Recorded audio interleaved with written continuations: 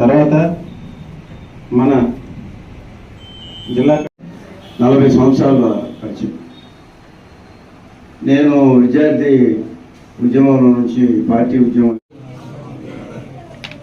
తాళ్ళంకన్న పెనుబల్లి గ్రామంలో కమ్యూనిస్టు ఉద్యమాన్ని నిర్మించే క్రమంలో ఒక్క పెనుమల్లి గ్రామానికే కాకుండా జిల్లా మొత్తం ఎక్కడ పేదలకి కష్టజీవులకి ఇబ్బంది వచ్చినా అక్కడ వెంకన్న ఏదైతే జక్కా వెంకయ్య గారి సహకారంతో జిల్లాలో ఎక్కడైనా కానీ ఆ సమస్యల పరిష్కారం కోసం తాళ్ళెంకన్న ఉండేవాడు.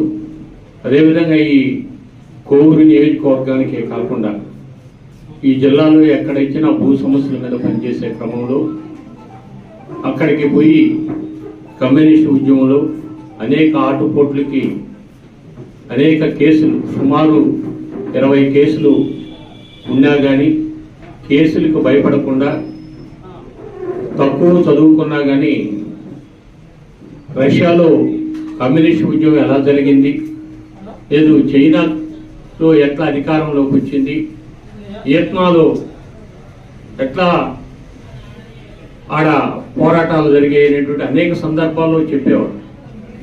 అందువల్ల వెంకన్న ఆయన అనేక మంది కమ్యూనిస్ట్ పార్టీలో చివరి వరకు ఉండేవాళ్ళు, చాలామంది మధ్యలోనూ కూడా వెళ్ళిపోతుంటారు. అయినా కానీ వెంకన్న అనేక కష్టాలకి అనేక ఇబ్బందులు ఎదురైనా కానీ ఏ రోజు కూడా వెనకడుగు వేయకుండా అనేక మందిని ఉత్తేజపరిచి యువకుల్ని కమ్యూనిస్ట్ పార్టీలోకి తీసుకురావటం కానీ కమ్యూనిస్టు ఉద్యమాన్ని ముందుకు తీసుకోపోవాలి. ఏదైతే సుందరయ్య గారు ఏదైతే ఆశించాడో పేదలకు భూములు పంచాలి, ఈ జిల్లాలో ఉండేటువంటి అనేక ప్రాంతాల్లో మనకు పెనుబల్లి కానీ పక్కన ఉండేటువంటి అన్నారెడ్డిపాడెం కానీ లేదా అనేక పోరాటాలు ఎల్లాయిపాడెంలో జరిగినటువంటి పోరాటం, అక్కడ ఉండేటువంటి పోరాటంలో పోలీసులు కాల్పుల్లో కానీ ఆడ ఉండేటువంటి గాలికి తిరుపాలు చనిపోయినా రేపు 2వ తేదీ ఆయన వర్ధంతి కూడా. అందువల్ల దామరమడుగులో ఏదైనా సమస్య వచ్చినా కానీ ఆ రోజు దామరమడుగుని బేస్ చేసుకొని జిల్లా మొత్తం కూడా కమ్యూనిస్టు ఉద్యమం తీసుకురావటం జరిగింది. అయితే ఏ రోజు కూడా జక్కా వెంకయ్య గారి సహకారం ఆయన సలహా మేరకు ఏ రోజు కూడా చిన్న తూచా తప్పకుండా తను అనుకున్న పద్ధతుల్లో కమ్యూనిస్టు ఉద్యమాన్ని ఈ దేశంలో కమ్యూనిస్టులు ఖచ్చితంగా అంతిమ విజయం కమ్యూనిస్ట్ పార్టీదని నమ్మాడు.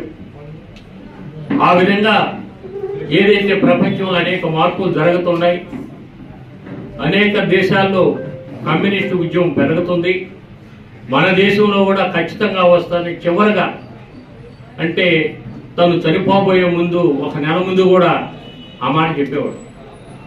అందువల్ల తను నమ్మిన సిద్ధాంతం కోసం చివరి వరకు నేను చూడాలి, ఈ దేశంలో కమ్యూనిస్టులు అధికారంలోకి రావాలనేటువంటిది కోరుకున్నాడు.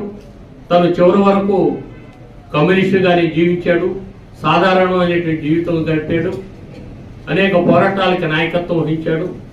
అందువల్ల వెంకన్న లేని లోటు ఈరోజు ఉంది. అయినా కానీ అందరూ కలిసి ఆయన అనుకున్న ఆశయ సాధన కోసం పనిచేస్తామని ఈ సందర్భంగా తెలియజేస్తున్నాం.